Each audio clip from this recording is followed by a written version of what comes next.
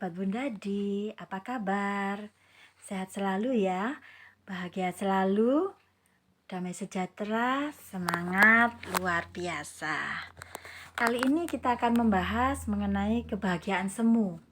Apa sih kebahagiaan semu? Nah, ini ada ilustrasi mengenai hal ini. Pada suatu hari, ada anak remaja bernama Eka. Dia selalu menggerutu dengan kehidupannya karena dia berpikir seperti ini, aku kok gak pernah merasakan kebahagiaan ya di dalam rumah, selalu melakukan hal-hal yang rutinitas seperti menyapu, mengepel, kemudian bersih-bersih rumah, memasak, atau bahkan menata kamar dengan baik. Kemudian dia mempunyai pikiran seperti ini, mungkin akan terasa bahagia kali ya kalau kita itu bisa keluar dari rumah, bisa menikmati hidup, bisa melakukan sesuka hati tanpa ada orang yang menasehati atau memarahi ketika kita keluar dari rumah. Karena kebanyakan anak-anak berpikir masalah itu ada di dalam rumah, dan mereka berpikiran juga kalau keluar dari rumah mereka akan bahagia, seperti itu ya.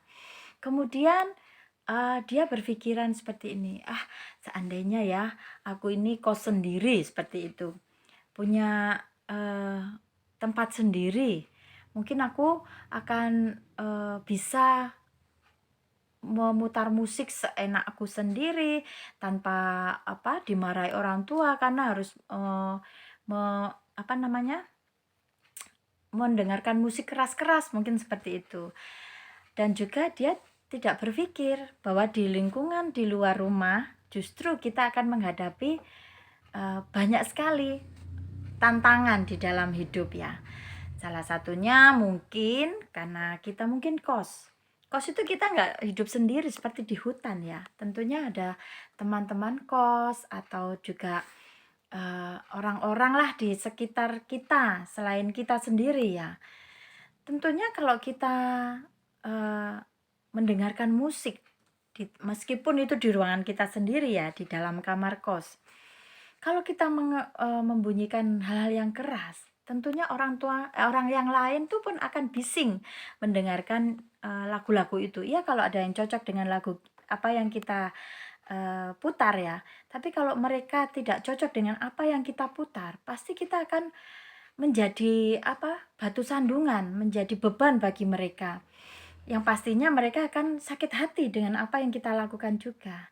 Sebenarnya meskipun kita keluar dari rumah, itu tidak menjamin untuk kita bisa tidak bermasalah dengan orang lain. Justru ketika kita di dalam rumah, kita sudah diajari apa arti disiplin, apa itu arti dewasa. Karena orang dewasa itu pasti sudah bisa menyelesaikan apa yang menjadi tanggung jawab dia sendiri.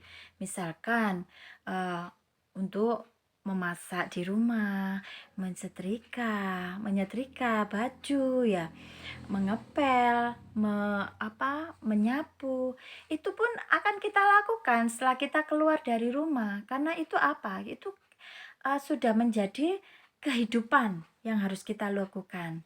Dan kalau kita memang benar-benar merasakan kebahagiaan itu, justru kita akan merasakan kebahagiaan kalau kita sudah bisa melakukan apa yang pernah kita kerjakan di rumah.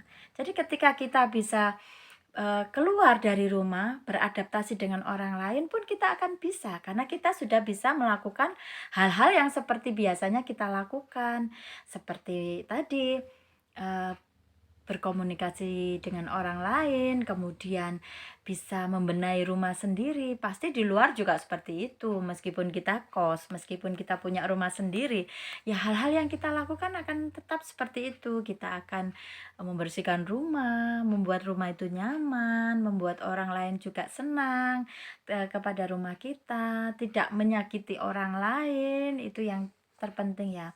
Jadi ketika anak-anak berpikiran kalau keluar rumah itu lebih bebas, itu merupakan kebahagiaan semu, kebahagiaan yang hanya dia rasakan sendiri, tapi bagi orang lain juga membuat masalah dengan diri kita.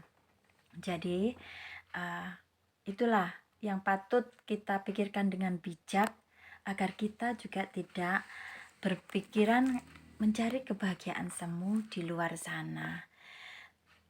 Kemudian kita juga harus berpikiran, nantinya pun kita tidak harus menggantungkan kepada orang tua kita ya. Tapi kapan dan saatnya apa kita bisa mandiri secara ekonomi. Nanti kita akan bahas tentang mandiri secara ekonomi di pembahasan berikutnya. Salam Bunda Di.